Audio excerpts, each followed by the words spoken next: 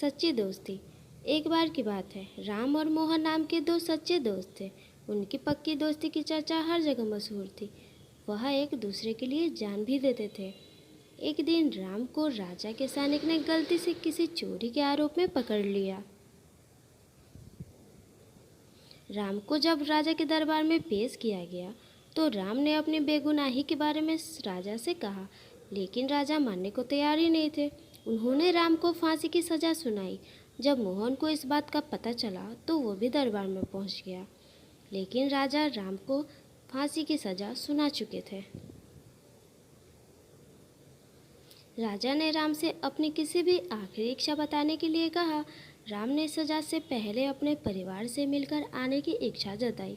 राजा ने कहा, तुम्हारा क्या भरोसा है कि तुम अपने परिवार से मिलकर वापस आ जाओगे। इस पर राम के दोस्त मोहन ने राजा से कहा कि जब तक मेरा मित्र अपने परिवार से मिलकर नहीं आता तब तक आप मुझको अब उसकी जगह बंदी बना लीजिए। यदि मेरा मित्र लौटकर नहीं आया तो राम की जगह मैं फांसी पर लटकने के लिए तैयार हूँ।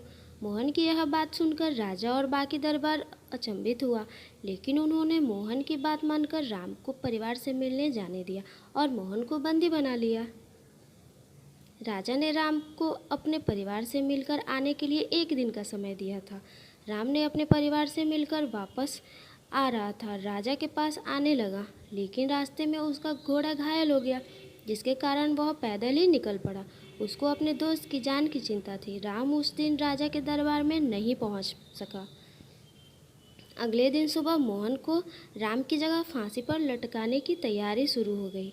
जैसे ही मोहन को फांसी पर लटकने वाले थे, तभी राम वहां पहुंच गया। मोहन ने राम को वहां से जाने के लिए कहा और कहा, मैं फांसी पर लटक जाता हूं।